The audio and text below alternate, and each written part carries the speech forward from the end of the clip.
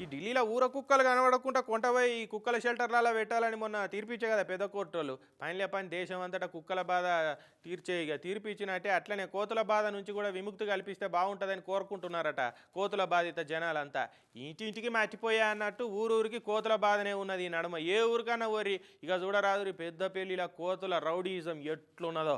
ఓ దిక్కు గల్లీ కుక్కలు ఇంకో దిక్కేమో రౌడీ కోతులు. ఈ నగరానికి ఏమైంది అన్నట్టు ఈ దేశంలో కోతులు కుక్కలకు ఏమైంది అని ఒక కొత్త ప్రచారం షురూ చేస్తే బాగుంటదేమో అనిపిస్తుంది. ఇగో కరీంనగర్ జిల్లా సుల్తానాబాద్ ద్వారకా నగర్లో ఉంటాడట ఈ రిటైర్ కరెంటు ఉద్యోగి నరసయ్య. చూడు ఇక కండలు ఊసేటట్టు రెండు చేతులను ఎట్ట కొరికినాయి కోతులు. కాలు బయట వేయటలే కోతుల తెరువు పోలే.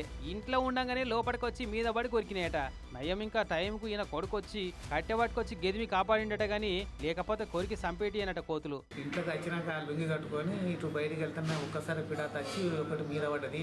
ఆయన తర్వాత మొత్తం చుట్టూరుగా ముసురుకుని లుంగి అంతా గుంజేసినాయి.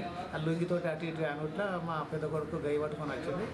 ఆ గైతోటి చూసి వెళ్ళిపోయి ఒడి మీద కూకున్నాయన్ని. ఇక ఇదే ఊళ్ళో గాంధీనగర్ లో ఉండే పండ్ల వ్యాపారి సత్యనారాయణ మీద వారికి కొరికితే కింద పడి తలకాయ వలిగిందట పాపం. కేబుల్ టీవీలో పనిచేసి రమేష్ మీద దాడి చేస్తే కింద పడితే కాలు చెయ్యి ఇరిగినాయట. పట్టీలు కట్టుకొని కూర్చుండు చూడు. ఇట్లా చిన్నోళ్ళ పెద్దోళ్ళ అని తేడా చూపెట్టకుండా సుల్తానాబాద్ లో ఉన్న సకల జనాల మీద సమన్యాయం చూపెట్టుకుంటా కరిచి కాట్లు పెడుతున్నాయట కోతులు. ఇప్పటికన్నా ఈ కోతుల బారి నుంచి మాకు విముక్తి ప్రసాదించుమని సుల్తానాబాద్ మున్సిపాలిటీలకు మొరబెట్టుకుంటున్నారు జనాలు. ఈ ఒక్కతాన్నేనా దేశమంతా ఇదే కథ నడుస్తుంది కోతులు కుక్కలతోటి. వెంటనే వీటిని కట్టడి చేయకుంటే మాత్రం రేపు నరవానర శునక యుద్ధాలు తప్పేటట్టు లేవు.